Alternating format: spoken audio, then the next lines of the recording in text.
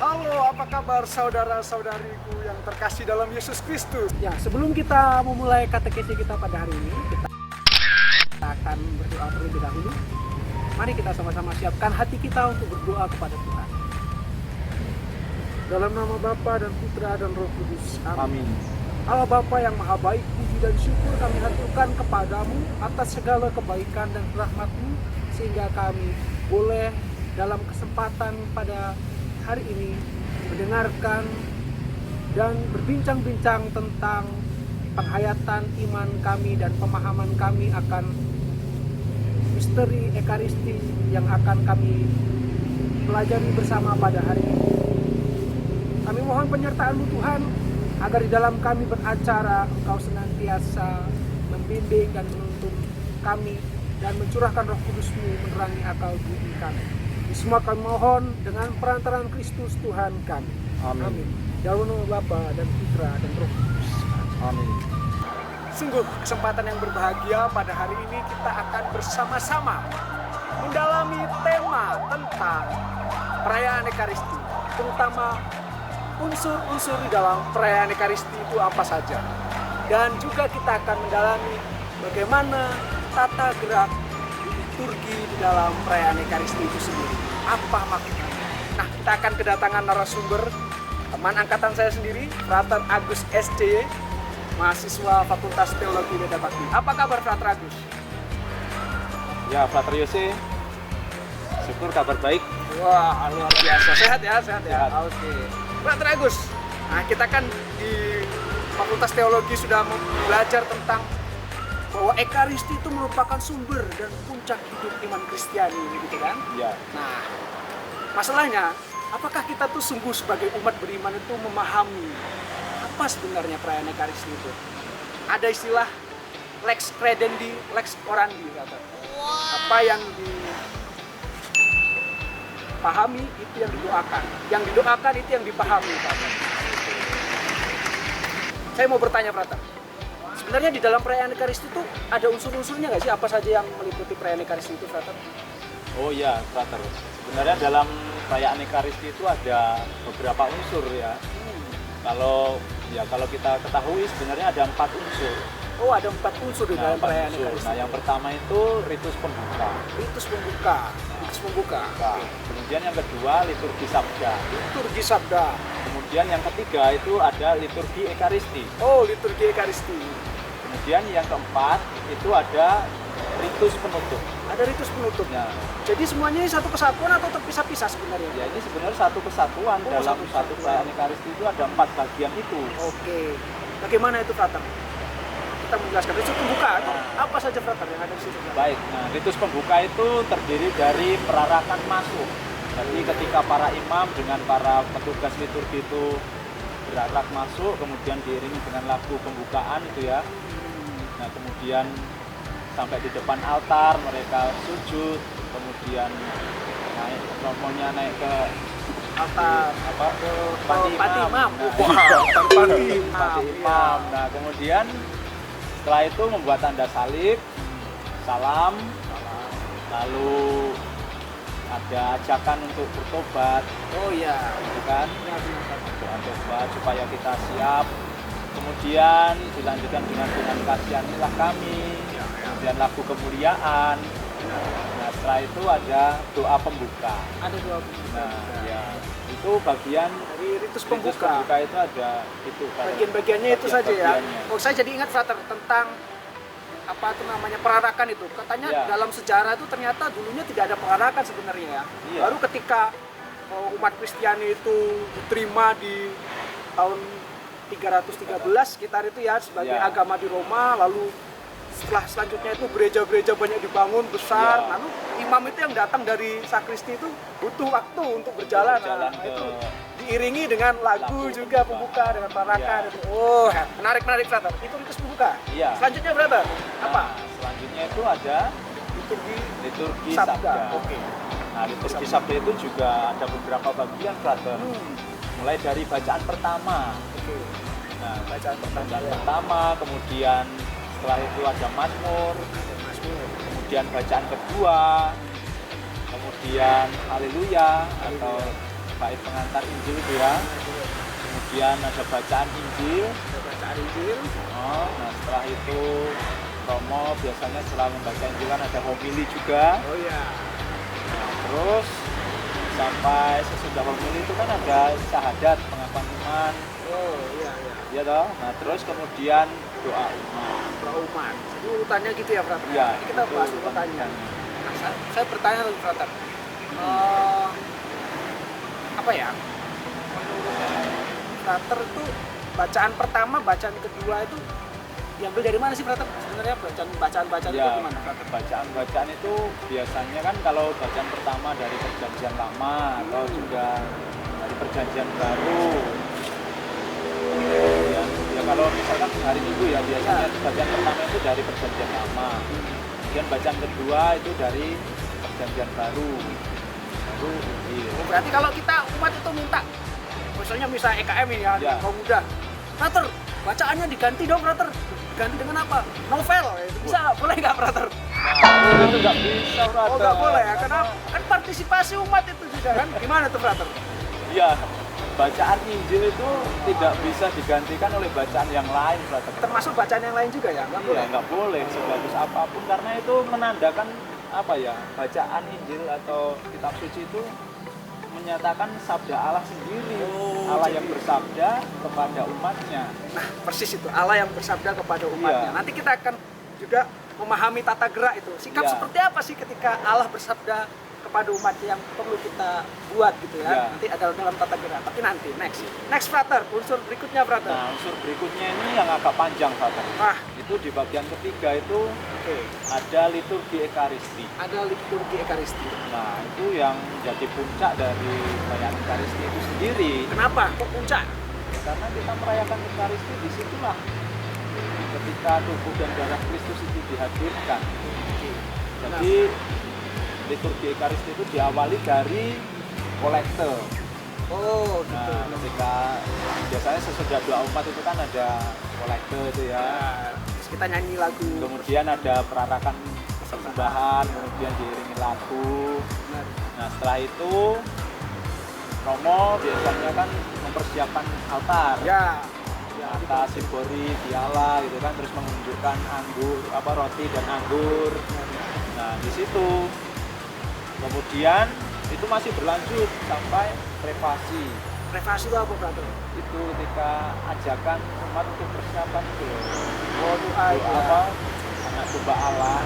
Bukan, kudus. Kudus, Frater. Iya, sebelum kudus itu loh. Kudus. Ya. Nah, setelah itu kan umat terus nyanyi kan. Nah, nyanyi kudus. Kemudian setelah kudus nanti doa syukur agung. Itu masih satu kesatuan, Satu Brother. kesatuan di dalam Liturgi Ekaristi itu. Kemudian sampai doa Bapa kami. Kemudian salam damai, doa damai, salam damai. Kemudian dilanjutkan lagi dengan lagu anak domba Allah. Kemudian penerimaan komuni. Oh, itu teman-teman bagiannya. Penerimaan komuni. Apakah berakhir di penerimaan komuni? Enggak, nanti setelah komuni kan biasanya ada lagu syukur itu kan. Oh ya, lagu syukur komuni itu ya. Nah, setelah itu nanti diakhiri pada saat doa setelah komuni. Oh, itu ya, pas gitu ya. Iya. Diakhiri dengan doa setelah komuni. Jadi Iya. itu. Nah, lalu tentang ini, sebenarnya umat Katolik tuh mengimani seperti apa sih, Frater? Yang kita terima tuh hosti sama anggur atau tubuh dan darah Kristus sebenarnya? Kalau kita bisa itu, Frater. Ya, sebenarnya tubuh dan darah Kristus ya, Brother. Bukan simbol aja ya. Bukan, itu Bukan, benar-benar benar-benar ya? tubuh dan darah Kristus yang hadir benar. dalam roti dan anggur itu. Meskipun wujudnya masih roti dan anggur, tetapi di dalamnya kita mengetahui bahwa itu Tuhan sendiri hadir. Iya. Sayangnya di masa pandemi ini kita Ya, tidak bisa menerima beberapa umat belum banyak yang bisa menerima secara rutin ya tubuh dan darah Kristus, hanya melalui komunitas spiritual. spiritual. Itu tadi ya, Frater ya. Baik, Frater, next, Frater. Nah, kemudian yang terakhir kita masuk ke Terakhir ini ke- ya, ritus penutup. Ritus penutup, benar. Nah, ritus penutup ini biasanya dimulai dari pengumuman ketika sesudah doa itu Oke. ada pengumuman dari ketua Ya. sanitasi atau pengurus atau atau apalah ya, yang biasanya petugas yang sudah Petugas. ditentukan gitu ya. Nah, Nah, sesudah itu ada pengumuman, itu lalu berkat Tuhan. kan Tuhan. Nah, sudah berkat pengutusan, lalu Romo dan para petugas liturgi itu pergi meninggalkan panti imam. Imam. Nah, diiringi lagu penutup. Nah, itu penutup ya. penutup. Oh ya, frater, menarik frater. Saya dulu kalau ke gereja itu sukanya sama orang tua saya tuh Ya. habis komuni terus pulang frater. Nah itu gimana frater? Apakah lengkap itu frater perayaan Ekaristi ini sebenarnya? Ya, ini bagaimana ya, seharusnya kita itu mendapatkan berkatnya itu di bagian penutup ini, Oh, Frater. perutusannya ya. Perutusannya Berkat di perutusan situ. gitu ya. Jadi Oh, iya. ketika kita sesudah komuni langsung pulang gitu kan, Iya. itu ya bisa dibilang nggak lengkap gitu ya. Lengkap. Karena gini frater, biasanya daripada ngantri parkir, ayo dari nanti parkir terus kita parkir terus ya udah cepet-cepetan ngambil Ya. motor atau ngambil mobil gitu kan. Ya, Keluar. itulah gitu. kebiasaan kita Kebiasaan, ya, yang ya. biasa dilakukan di Ya, mau praktis aja, tapi sebenarnya maknanya itu di perutusannya itu ya, Iya. Pak. Setelah kita mendengarkan sabda Tuhan, lalu Iya. menerima Kristus di dalam diri kita itu diutus ke dunia gitu, Pak. Itu yang penting juga yang sebenarnya, penting. membawa Kristus kepada dunia. Ya, Terima kasih Frater penjelasannya, luar biasa sekali. Sama-sama, Untuk Frater. tema ini sangat luar biasa. Nah, kita masih ada tema satu lagi, Frater, tentang oh ya. tata gerak dalam Tata liturgi. gerak. Nah, kita Baik. akan belajar dari teman kita, Frater Arbi SCI. Nah, nanti Oke. dia akan sudah menyiapkan video animasinya. Kita akan tonton bersama ya. Oke, Frater. kita tonton bersama, Frater ya. Siap.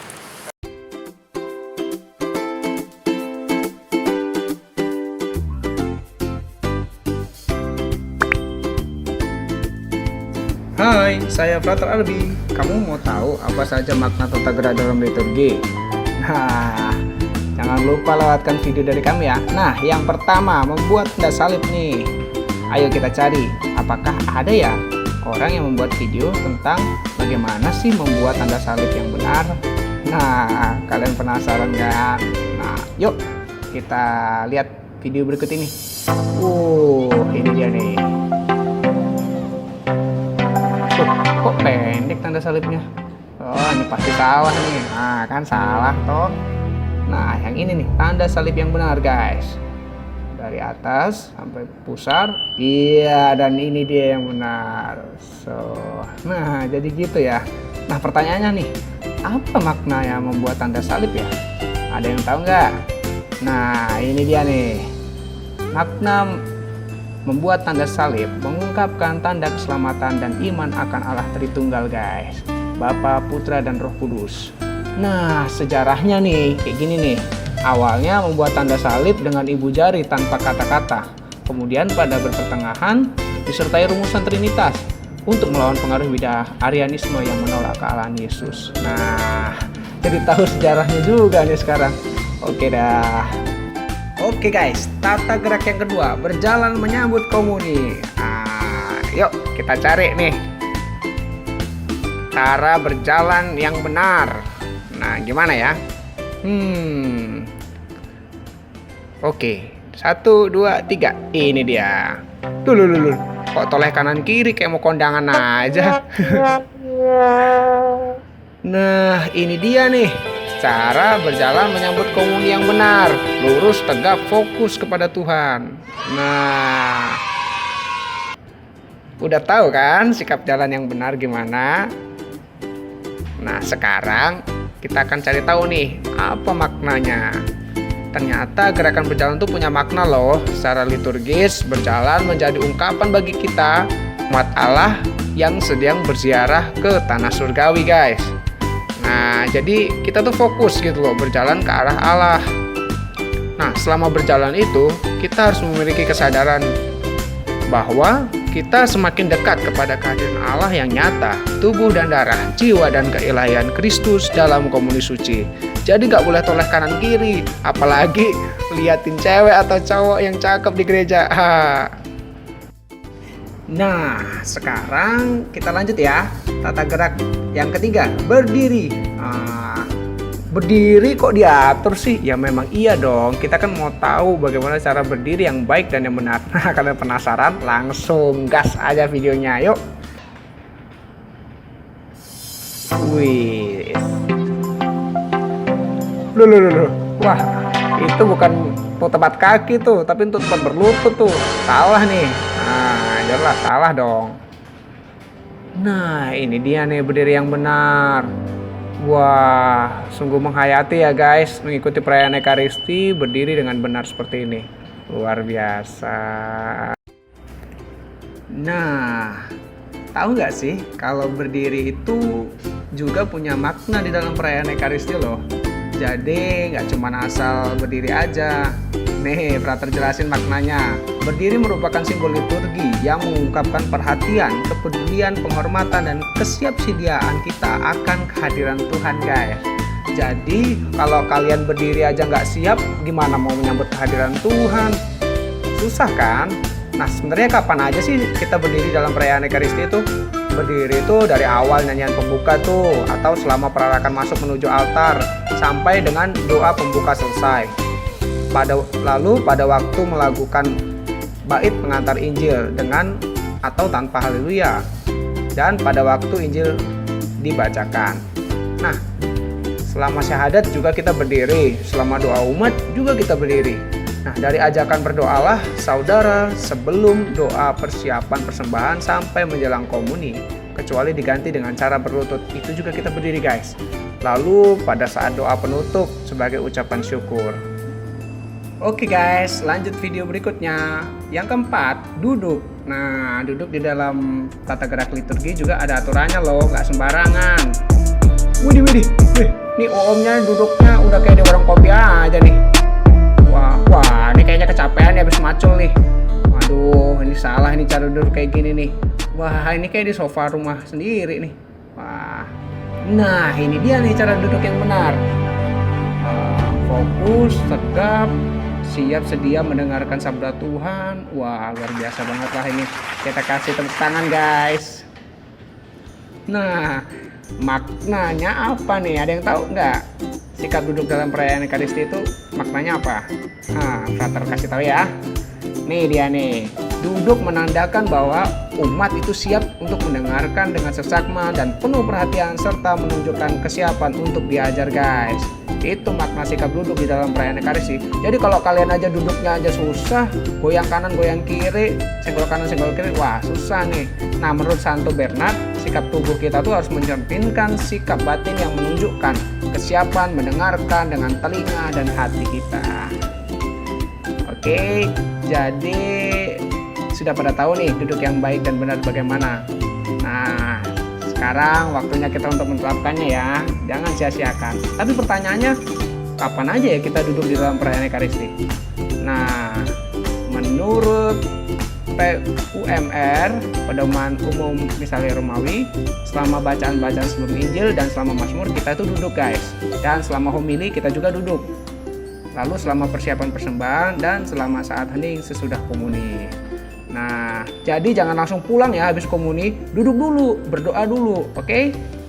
Oke, udah pada tahu nih, keren banget deh. Semoga kalian bisa mengikuti perayaan Ekaristi dengan baik ya. Bye-bye.